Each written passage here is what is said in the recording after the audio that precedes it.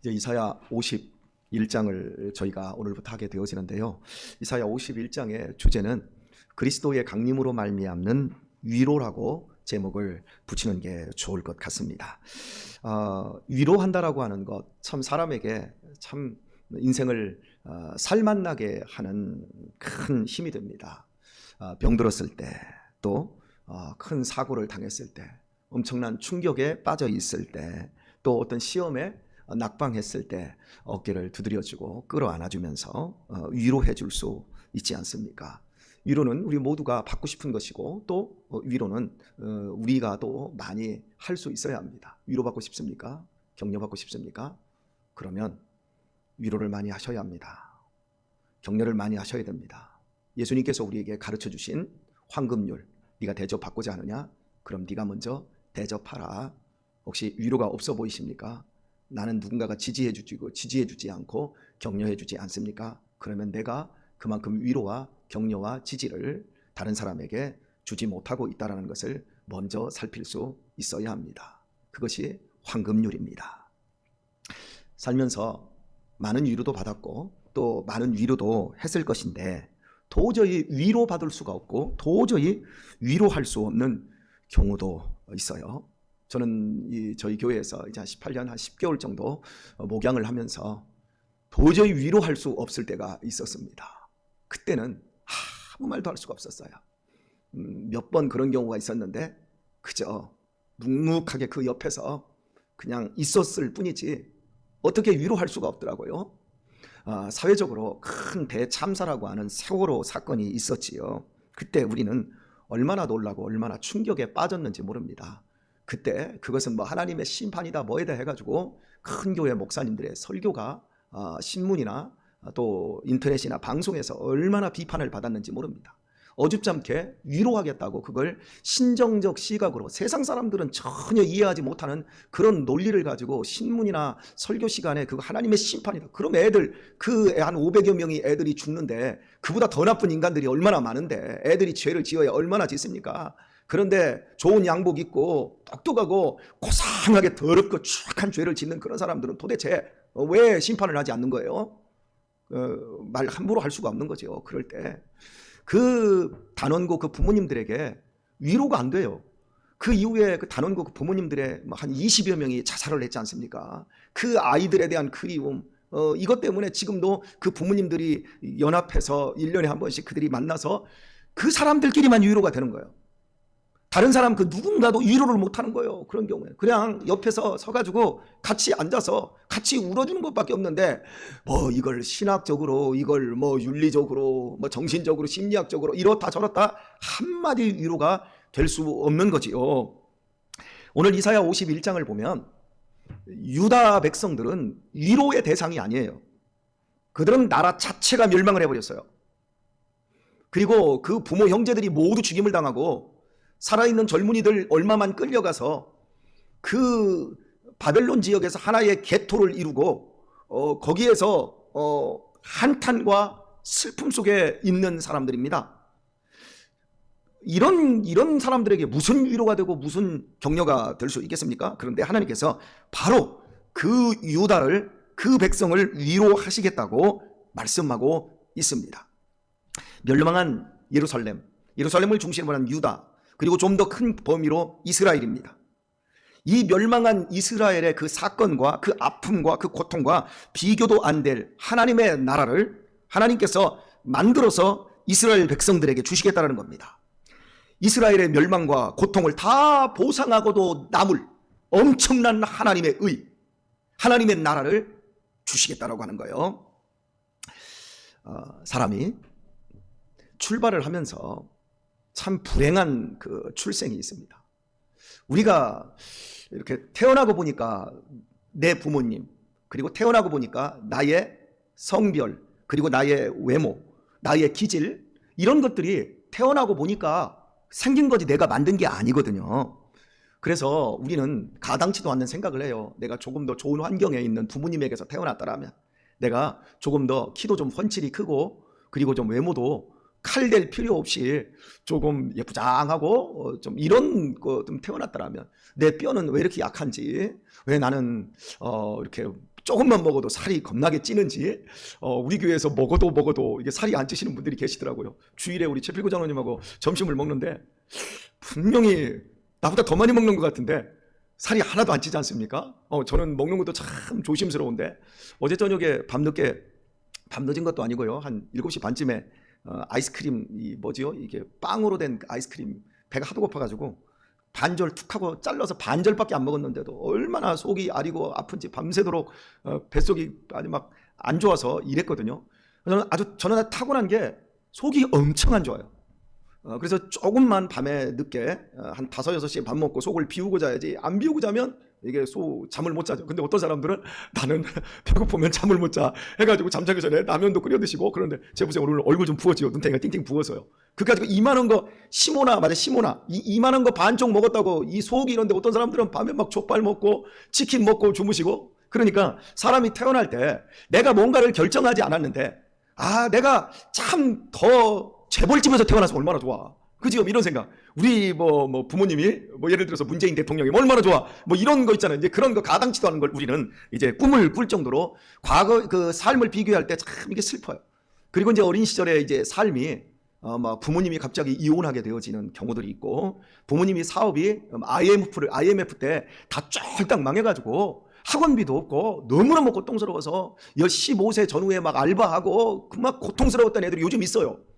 지금 이제 30대 이렇게 넘어가고 들어가는 그런 애들이 그 알바 때 이 IMF 때 막 도산한 가정들이 얼마나 많았습니까? 그때 이혼이 막 치솟고 아버지는 실업 막 당하고 이런 것들이 굉장히 많았는데, 그런 이제 고통스러운 어린 시절을 보낸 사람들이 있어요. 출생도 안 좋지. 어린 시절의 환경도 너무너무 안 좋지. 그런데요, 그 사람들 누가 위로 못해요. 그 사람들의 가난과 그 사람들의 출생의 고통들을 누가 못해요. 태어났는데 태어나면서부터 한쪽 귀가 안 들린다든지, 아니면 태어나고 보니까 손이 한 짝이 없다든지, 그런 사람을 누가 위로하겠습니까? 한 손 가지고도 귀 한쪽 안 들려도 얼마든지 믿음 있으면 잘 살아. 그런 말이 그런 사람에게는 절대 들리질 않는 거예요. 가난도 병가지 상사야 괜찮아. 실패도 괜찮아. 다 예수님 믿으면 해. 이런 얘기를 어줍지 않게 한다고 그 사람들이 위로를 받는 게 아니거든요. 그런데 이런 사람들이 진짜 하나님의 은혜를 경험을 하는 겁니다. 하나님이 그의 내면을 만져주시는 거예요. 그러면 나의 불행한 출생과 내 어린 시절의 가난의 극악한 고통과 이건 생각도 나지 않을 만큼, 아니 그 고통과 그 아픔을 보상하고도 남을 엄청난 내면의 변화와 인생의 기쁨과 즐거움을 가져다 줍니다. 그 위로, 그 행복, 그 즐거움이 예수 그리스도 안에 있어요. 하나님 나라 안에 있어요. 그래서 예수님께서 비유적으로 한 사람이 밭을 갈다가 그 밭에 보화가 있는 것을 보면 그냥 말겠느냐? 그냥 자기의 전 재산을 팔아서 그 밭을 산다라고 하는 거예요. 여러분은 그 마음 가지고 믿음 생활 하십니까? 그 기쁨을 누리셨습니까? 그 충격을, 그 놀람과 그 행복의 충격을 여러분 경험하셨나요?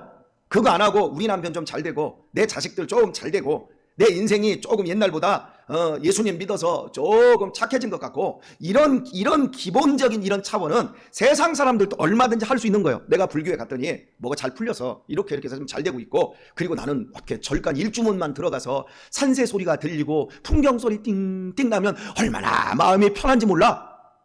다를 게 없는 거야. 근본적으로 우리가 예수 그리스도를 만남은 우리의 인생 전체의 그 모든 것들을 다 보상하고도 남을 충격적인 사건으로 행복이고 기쁨이고 자랑이고 찬송이고 환호하는 소리가 될 것이다 라고 오늘 이사야서 우리가 읽은 3절에서 그걸 말씀을 하고 있어요. 여러분, 사람들이 불행을 느끼는 방식이 뭘까요? 나 불행해, 나는 행복해, 이걸 들여다보면 불행하기에 불행하기보다는 그 사람이 불행이라고 하는 기준을 가져다 대기 때문에 불행한 거고요, 나 행복해 라고 하는 사람은 그 사람은 행복이라는 기준을 거기다 가져다 대기 때문에 행복한 겁니다.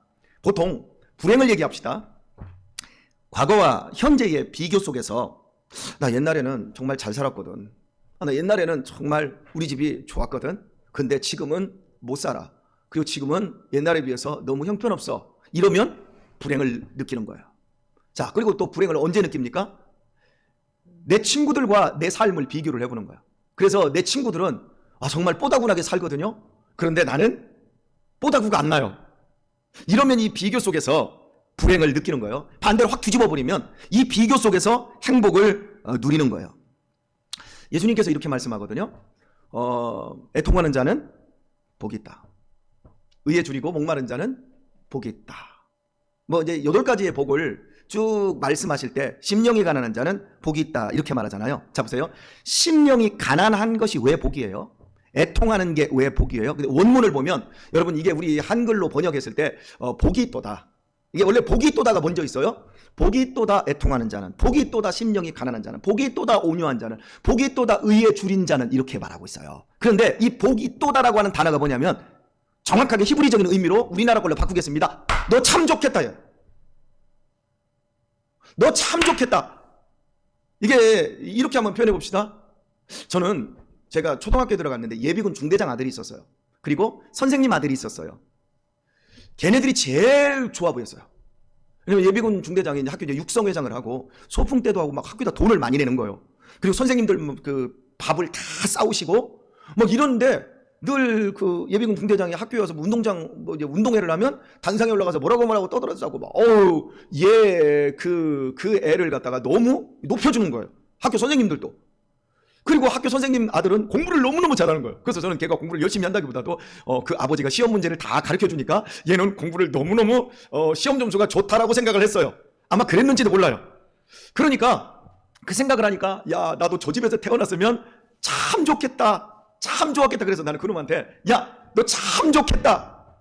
세상 사람들이 우리 예수 믿는 사람들의 복을 보고 너 참 좋겠다. 심령이 가난해서 너 참 좋겠다. 애통해서 너 참 좋겠다. 의에 줄이고 목말라서. 하나님이 세상 사람들을 통해서 우리들에게 주고 있는 도전이 바로 그건 거예요. 우리가 세상을 보면 너 돈 많아서 참 좋겠다. 너 성공해서 참 좋겠다. 우리는 이쪽으로 이렇게 보려고 하는데 하나님은 우리들에게 너 심령이 가난해서 참 좋겠다. 너 의에 줄이고 목말라서 참 좋겠다. 너 애통해서 참 좋겠다. 왜요? 하나님이 그 사람을 위로하고 그 사람을 보살피고 그 사람의 의에 줄임을 채워줄 것이고 그 사람을 축복해 주실 것이니까요. 근데 이게 참 좋겠다가 내가 노력해서 심령이 애통케 되는 것이 아니라 그냥 심령이 애통한 거예요. 태어나고 보니까 그런 사람인 거예요. 내 상태가 그런 사람인 거예요. 보세요. 우리가 도덕적으로 내가 누군가를 도와줘야 돼. 내가 누군가보다 저 사람에게 내가 선을 베풀어줘야 돼 해가지고 주입이 되고 교육이 되어서 그렇게 하기보다 그냥 그 사람을 보면 불쌍해. 꼭 도와줘야 돼. 그래가지고 그 도와주고 하는 그 자연스러운 대접해주는 그 자연스러운 그걸 복이라 그러는 거예요.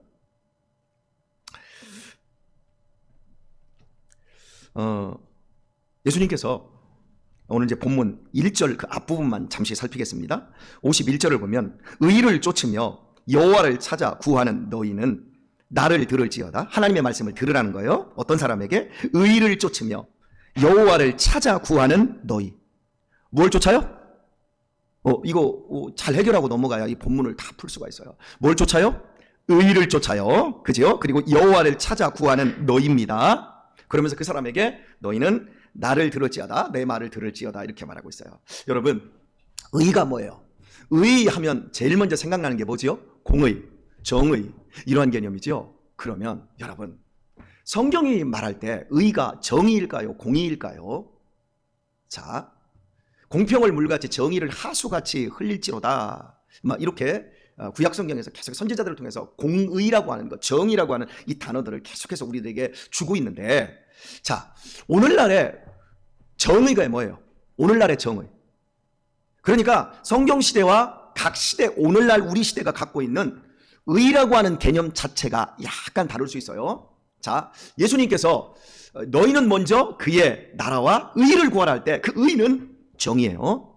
정인데 의를 구하라고 했을 때 그 의의 개념, 그 시대의 개념으로 이제 풀어봐야 돼요. 그 시대의 개념으로는 그 예수님 시대를 통치하는 그 힘이 뭐였어요? 로마 정부였어요. 그러니까 로마라는 나라는 팍스 로마라는데 팍스는 평화거든요. 평화의 제국을 만들어낼 때 가장 강력한 게 뭐죠? 힘이에요. 돈과 군사력이에요. 모든 의가 어디서 나오냐면 돈에서 나오는 거예요. 군사력에서 나오는 거예요. 힘에서 나오는 거예요. 오늘날의 의가 뭐냐면 돈 없으면 저 사람이 약자가 아니라 돈 없으면 저 사람은 불의한 사람이야. 돈 없으면 성공을 못하면 저 사람은 의롭지 못한 사람이에요. 성공하고 돈 있고 세상적으로 출세를 한 사람을 그 사람이 착한 사람은 아닌데 착한 개념으로 더 봐요. 이게 한 시대를 뚫는 어떤 사조라고 할 수 있습니다. 의라고 하는 건 이렇게 그 시대의 문화와 그 시대의 사상 이런 것과 연결이 이렇게 되는데, 그러니까 예수님께서 너희는 먼저 그의 나라와 그의 의를 구하라 할 때 오늘 본문에서 의를 쫓으며 이러거잖아요. 다른 의를 말하고 있는 거예요. 야, 돈 쫓지 마라. 권력, 로마의 힘, 그걸로 대변되고 있는 정의, 의. 내가 너희에게 주려고 하는 건 그게 아니야. 그걸 쫓지 말고 먼저 그의 나라와 그의 의, 다른 의가 있다는 거예요. 여기서 이제 다른 의는 로마서 3장으로 넘어가면 이렇게 말해요. 그 율법에 외에 다른 의 하나를 주었는데 그것이 뭐냐면 모든 사람이 죄를 범하였으며 하나님의 영광에 이르지 못하더니 그리스도 예수 안에 있는 구속으로 말미암아 곧 죄 없이 의롭다함을 얻었는지라. 한 의, 예수 그리스도로 말미암는 한 의를 말하는 거예요. 이 의를 쫓으라는 거예요. 이 의를 우리가 교회에서 이게 전도가 딱 되면 어떻게 바뀌어지냐면 세상의 의를 교회에다 가져다 놓고 우리 교회 안에서도 출세하고 성공한 사람들이, 이 사람들이 하나님의 사랑을 받고 아마 좋겠다, 복 있는 사람이다, 이렇게 되어야 되지. 예수님이 먼저 구하고 찾으라고 하는 의하고는 아무 상관이 없는 거예요. 예수님이 구하고 찾으라고 하는 의는 뭐예요? 어머 좋겠다, 너 심령이 가난해서. 어머 좋겠다, 너 애통해서. 어머 좋겠다, 너 온유해서. 어머 좋겠다, 너 심령이 깨끗해서. 어머 좋겠다, 의에 줄이고 목말라서, 의를 위하여 핍박받아서. 이 의는 없어지고 세상의 의가 우리의 신앙을 대처하고 교회를 대처하는 거예요. 이러면 그때부터는 우리 자신의 인생이 썩고 부패하는 거예요. 자, 너희는 먼저 그의 나라와 의를 구하라 할 때 여러분 먼저는 뭐예요? 산술상 첫 번째, 두 번째. 그러면 너희는 먼저 그의 나라와 의를 산술상 먼저 구하라. 그리하면 이 모든 것을 더하여 주시리라. 이렇게 말하잖아요. 그럼 여러분의 우리가 이제 갖고 있는 개념이 뭐냐면, 첫 번째로 우리가 하나님을 구해야 되겠구나. 첫 번째, 두 번째 이런 식으로 생각을 하거든요. 전혀 아니에요, 성경은. 여기서 먼저라고 하는 단어는요, 그런 의미가 아니라, 여러분 한번 생각해 봅시다. 우리가 10의 1조를 왜 드리죠? 10의 1조는 하나가 전부라고 하는 대표성을 가지고 있어요. 그죠? 10의 1조를 하나를 드림으로 말미암아 나의 전부가 하나님 아버지의 것입니다. 이거거든요. 구약 성경에서 장자가 있잖아요. 출애굽기 하기 전에 이제 마지막 그 6월절에 장자들이 다 죽을 때 장자 하나가 죽은 이유가 뭐죠? 하나가 죽은 게 아니라 하나를 통해서, 장자를 통해서 모두가 죽임당한 것을 대표하는 거였잖아요. 내 성경과 여러분의 성경이 틀려요? 예, 전부라는 의미예요. 그러니까 예수님이 지금 우리에게 말씀하고 있는 건 뭐냐면 11조를 전부로, 너의 삶을 전부로, 순서상의 먼저가 아니라 너의 삶을 그의 나라와 그의 의, 세상 나라 로마가 아니라 로마를 대변하고 거기에서 나오는 힘, 거기에서 나오는 돈, 이런 것으로 대변되는 의가 아니라 내가 너에게 주려고 하는 것, 그것은 십자가로 말미암는 너 애통하는 것. 여러분 애통하지 않으면 십자가 못 잡습니다. 의에 줄이고 목마르지 않으면 십자가 못 잡습니다. 교회 와서 다 딴짓하는 거예요. 절대 못 잡아요. 명분만 내세워요. 행색만 내세워요. 그러면서 목사님들도 마찬가지예요. 다 똑같아요. 그 얼마나 무서운 함정이 있는지 몰라요? 우리가 누구의 의를 구하고 누구의 의를 쫓나 보십시오. 자 보세요. 더하여 주시리라 말하거든요. 자, 너희는 먼저 그의 나라와 의를 구하라. 그리하면 이 모든 것을 더하여 주시리라. 이 말씀은 이겁니다. 1 플러스 1, 2 플러스 1.